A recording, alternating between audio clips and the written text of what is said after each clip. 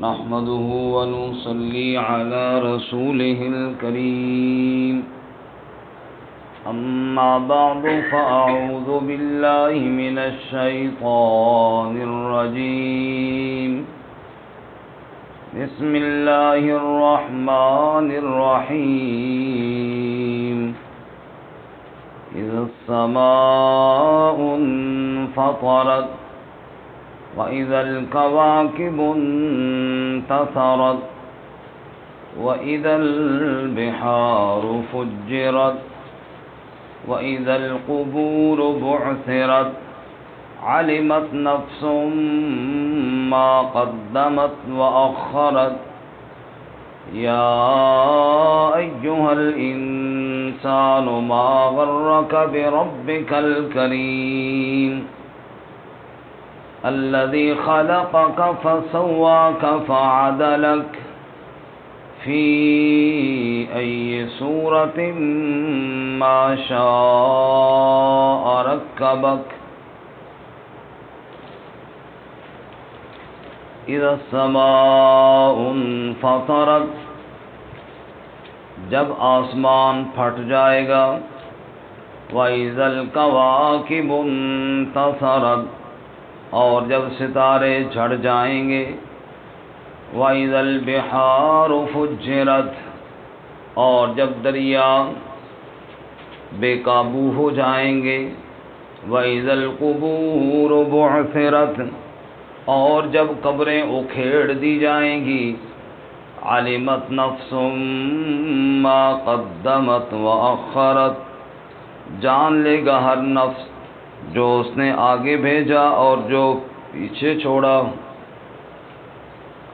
یا ایھا الانسان اے انسان ما غرک بربک الکریم کس نے دھوکہ دیا تجھے اپنے کریم رب کے ساتھ الذی خلقک فسواک فعدلک وہ ذات جس نے تجھے پیدا کیا پھر تجھے ٹھیک بنایا پس تیرے ساتھ انصاف کیا فی ای صورت ما شاء رکبک جس صورت میں چاہا تجھے جوڑ دیا اس نے سبحان ربک رب العزت عما یصفون وسلام علی المرسلین والحمد لله رب العالمين اللهم صل على سيدنا ومولانا محمد وعلى آل سيدنا ومولانا محمد وعلى آله وأصحابه أجمعين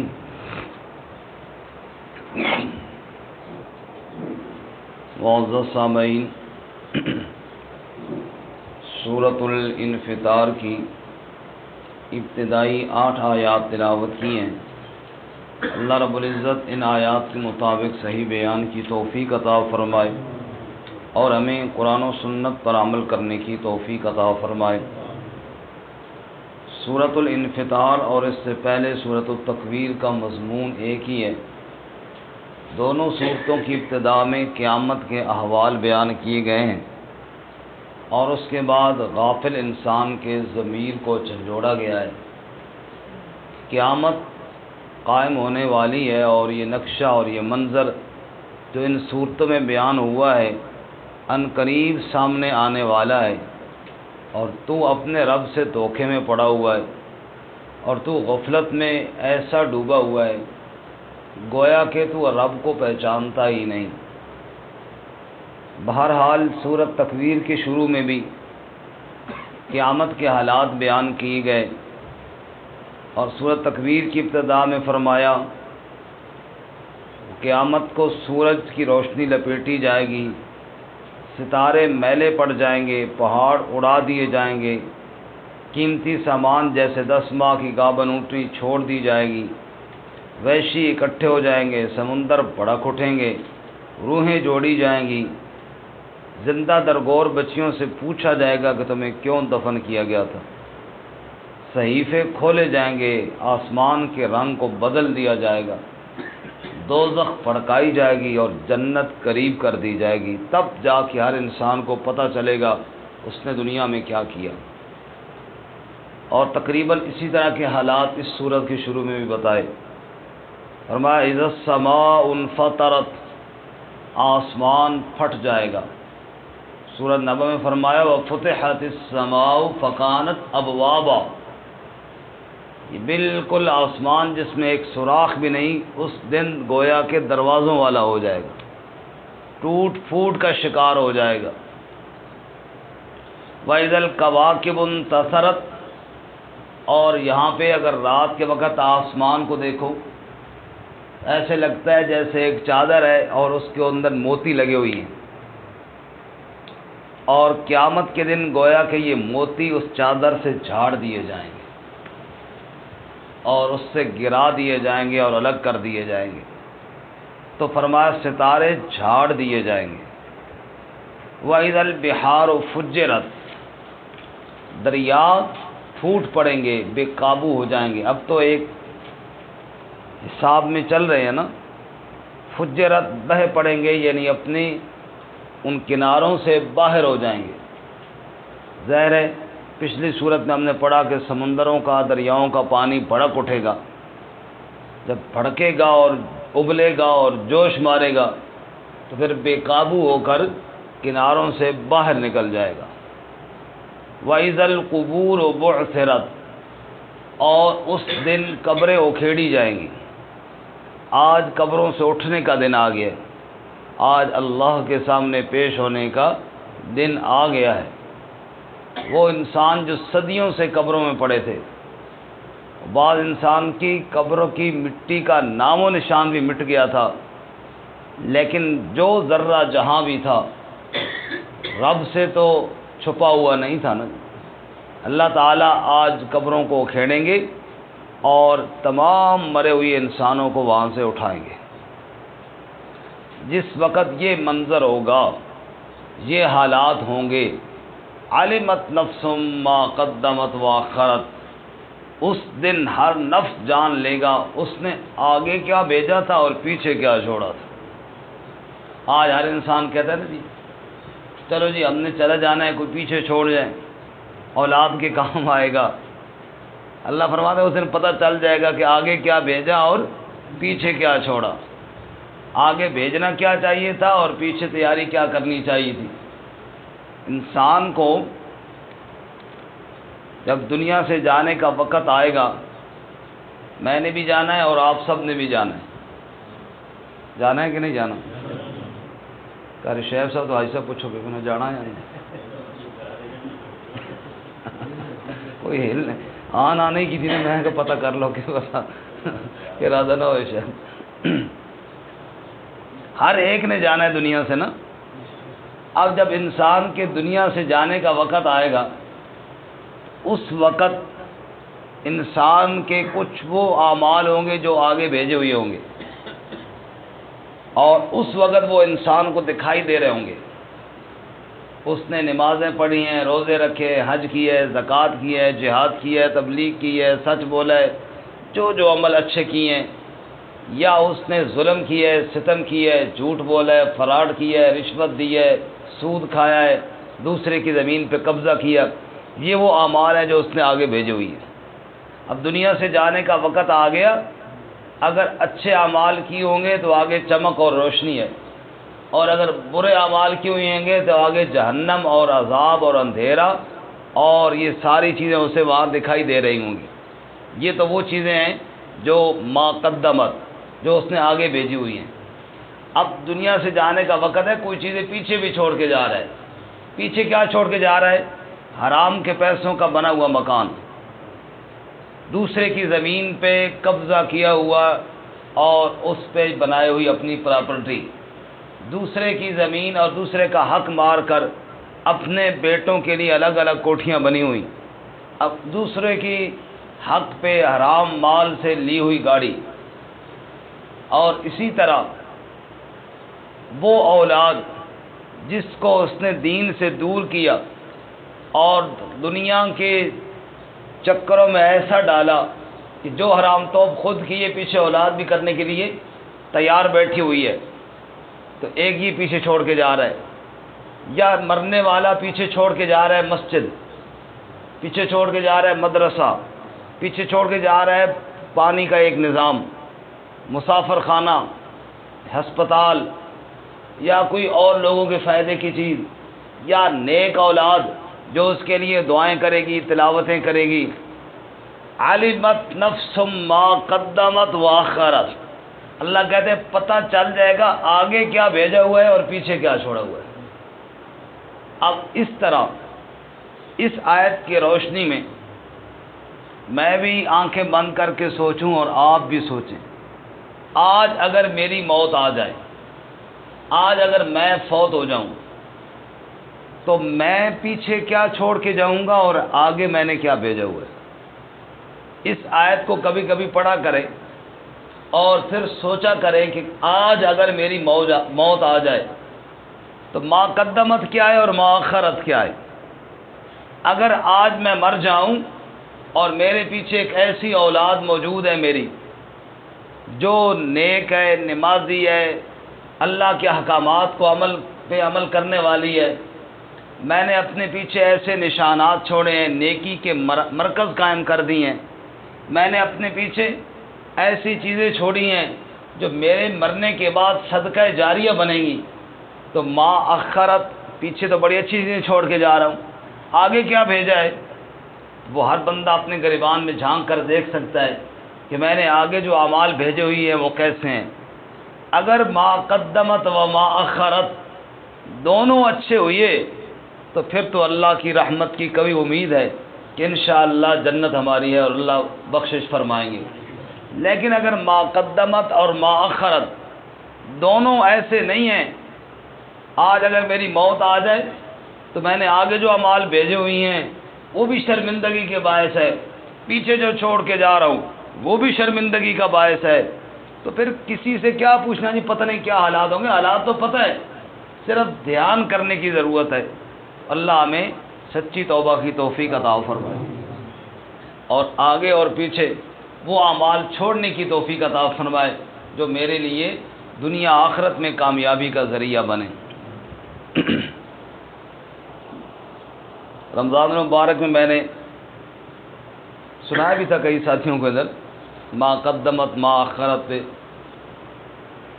یہ جو بڑے بڑے علماء کرام گزرے ہیں جنہوں نے قرآن کی تفسیریں لکھی یا احادیث لکھی، یہ دیکھو نا ما اخرت پیچھے کیا چھوڑ کے گئے ہیں۔ آج بھی وہ تو دنیا میں سے کب سے چلے گئے، بعض کو تو گئے ہوئے صدیاں گزر گئی ہیں، لیکن آج بھی ان کی تفسیریں اور ان کی لکھی ہوئی حدیثیں آج بھی لوگ ان سے پڑھ کے پوری دنیا میں فائدہ اٹھا رہے ہیں۔ تو کیا خوبصورت صدقہ جاریہ چھوڑ کے گئے، کیا خوبصورت نظام چھوڑ کر گئے۔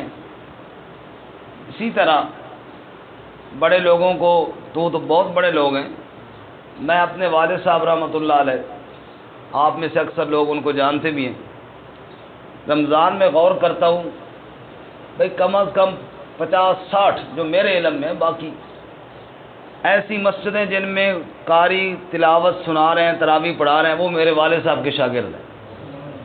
پھر آگے جو ان کے شاگرد ہیں یا جو میں نہیں جانتا ہوں وہ تو اس کے علاوہ ہے نا۔ تو یہ ہے پیچھے چھوڑ کے جانا صدقہ جاریہ، انسان دنیا سے چلا جائے اور اس کے پیچھے کوئی نیکی کا کام وہ نشان کے طور پہ پیچھے رہ جائے۔ سورہ یاسین میں ہے نا، نکتب ما قدموا وآثارہم وکل شیء احصیناہ فی امام مبین، اللہ کہتے ہیں ہم لکھ رہے ہیں جو آگے بھیج رہے ہیں وہ بھی اور ان کے آثار کو بھی۔ آثار کہتے ہیں بندہ گزر جائے نا پیچھے پیر کا نشان رہ جاتا ہے نا، اللہ کہتے ہیں پیچھے نشان کیا چھوڑ کے جا رہے ہیں وہ بھی ہم نوٹ کر رہے ہیں، اور آگے وہ کیا بھیج رہے ہیں اس کو بھی ہم نوٹ کر رہے ہیں۔ بہرحال فرمایا علمت نفس ما قدمت وأخرت، ہر نفس جان لے گا جو اس نے آگے بھیجا اور جو اس نے پیچھے چھوڑا۔ اب اس کے بعد انسان کو زجر ہے اور ڈانٹ ہے، اور بڑا ہی ایک عجیب انداز میں ہے اور دل کو ہلانے والی یہ آیت ہے۔ اس سے اگلی غافل انسان کے دل پہ دستک دینے والی آیت ہے۔ اس سے اگلی آیت سنیے، اللہ کیا فرماتے ہیں؟ یا ایھا الانسان، اے انسان، ما غرک بربک الکریم، ما غرک بربک الکریم، کس نے تجھے دھوکے میں ڈالا اپنے کریم رب کے ساتھ؟ اللہ اکبر، یہ اللہ تعالیٰ ضمیر کو ہلا رہے ہیں۔ اے انسان، تو اپنے کریم رب سے غفلت میں پڑ گیا، کس بے ایمان نے تجھے اپنے کریم رب سے دور کر دیا؟ کس بے ایمان نے تجھے اپنے کریم اللہ سے دھوکے میں ڈال دیا؟ تو غفلت میں پڑا ہوا ہے، رب کے احکامات سے بے خبر ہے، ہر چیز کو سمجھتا ہے، ابھی تک تو اپنے رب کی رحمت کوئی نہیں سمجھ سکا۔ ہے غفلت یا نہیں ہے جی؟ کتنا بڑا دھوکہ ہے، دیا ہوا کس نے ہے؟ فرمایا انسان، تجھے شیطان نے دھوکے میں ڈالا، اپنے کریم رب سے تجھے کس بے ایمان نے دھوکے میں ڈالا؟ ارے تو کس ذات سے دھوکے میں پڑ گیا؟ الذی خلقک، وہ ذات جس نے تجھے بنایا، تیرے وجود کا ایک ایک حصہ بنانے والا کون ہے؟ 360 جوڑ تیرے جسم میں تیرے رب نے بنائے ہیں، ایک جوڑ ان میں خراب ہو جائے تجھے لگ پتا جائے۔ اللہ کریم نے تیرے سارے وجود کے جوڑ صحیح سالم بنائے ہیں، دل دھڑک رہا ہے، آنکھیں دیکھ رہی ہیں، کان سن رہے ہیں، ہاتھ پکڑ رہے ہیں، پاؤں کے ساتھ تو چل رہا ہے، دماغ تیرا سوچ رہا ہے، یہ سارا نظام تیرے رب نے بنایا۔ فسواک، پھر اس کو برابر کیا۔ یہ میری طرف دیکھیں، یہ ہاتھ کے ساتھ ہاتھ رکھے نا، بالکل انگلی برابر کی برابر آتی، ایک یہاں رہ جاتے اور دوسرا یہاں رہ جاتا، کیسا بدنما لگتا۔ اللہ فرماتے ہیں فسواک، بالکل برابر کر کے رکھا، جوتی کے ساتھ جوتی برابر آتی ہے، ایک آنکھ کے ساتھ دوسری آنکھ برابر آتی ہے، ورنہ اگر ایک آنکھ نعوذ باللہ اللہ بڑی بنا دو دوسری چھوٹی سی بناتا تو چشمے باقاعدہ الگ الگ سائز کے ہوتے، کتنے عجیب سے لگتے۔ تیرے رب نے فسواک، کس طرح بالکل برابر کیا تجھے، کس طرح ایک ایک چیز کو لیول اور حساب کے اندر تیرے رب نے کر دیا ہے۔ صرف خالق نہیں، تیرے وجود کا سجانے والا بھی ہے، تیرے وجود کو خوبصورت بنانے والا بھی ہے۔ فعدلک، پس تیرے ساتھ انصاف کیا۔ تیرے ساتھ کیا کیا بولو؟ سوال پیدا ہوتا ہے، یا اللہ، ماں کے پیٹ کے اندر کون ظلم کر رہا تھا کہ تو نے انصاف کیا؟ فرمایا عدل کس کو کہتے ہیں؟ عدل کو سمجھنے کے لیے ظلم کو سمجھیے۔ ظلم کہتے ہیں وضع الشیء فی غیر محلہ، کسی شے کو اس کے محل اور مقام سے ہٹا دینا۔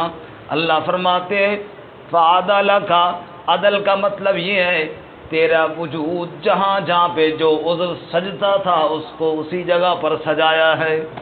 آنکھیں اگر پیچھے لگا دیتا، ناک اگر سر کے اوپر لگا ہوتا، اگر تیرا وجودیہ چینج ہو جاتا تو اتنا بدنما لگتا کہ ایک دوسرے کو دیکھنے کا دل نہ کرتا۔ اللہ تعالیٰ تیرا خالق بھی ہے، تیرے وجود کو درست کرنے والا بھی ہے، اور ایک ایک عضو کو اس کے اپنے مقام پر سجا سجا کر بنانے والا بھی ہے۔ سب کہو سبحان اللہ۔ سوال پیدا ہوتا ہے، یا اللہ یہ کس کے کہنے پر مجھے اتنا خوبصورت بنایا؟ اللہ کہتا ہے نہ تیری ماں کا اس میں کوئی مشورہ، نہ تیرے باپ کا کوئی مشورہ، بلکہ فی ای صورت ما شاء رکبک، جس صورت میں چاہا اس صورت میں جوڑ دیا۔ نہ کوئی رب کا مشیر تھا، نہ کوئی رب سے پوچھنے والا تھا، اپنی مرضی کے ساتھ تجھے خوبصورت بنایا۔ جو اتنا خوبصورت بنانے والا تیرا خالق ہے اور تیرا رب ہے، اس رب سے کس ظالم نے تجھے دھوکے میں ڈال دیا ہے؟ اللہ تعالیٰ ہمیں اپنی ذات کے ساتھ کامل محبت نصیب فرمائے۔ دوبارہ ترجمہ سنیں، اذا السماء انفطرت، جب آسمان پھٹ جائے گا، وَإِذَا الْكَوَاكِبُ انتَثَرَتْ، اور جب ستارے جھڑ جائیں گے، وَإِذَا الْبِحَارُ فُجِّرَتْ، اور جب دریا بے قابو ہو جائیں گے، وَإِذَا الْقُبُورُ بُعْثِرَتْ، اور جب قبریں اکھیڑ دی جائیں گی، عَلِمَتْ نَفْسٌ مَا قَدَّمَتْ وَأَخَّرَتْ، جان لے گا ہر نفس جو اس نے آگے بھیجا اور جو پیچھے چھوڑا۔ یا ایھا الانسان، اے انسان، ما غرک بربک الکریم، کس نے تجھے دھوکہ دیا اپنے کریم رب کے ساتھ، الذی خلقک فسواک فعدلک، وہ ذات جس نے تجھے بنایا پھر تجھے درست کیا، پھر تیرے ساتھ انصاف کیا، فی ای صورت ما شاء رکب،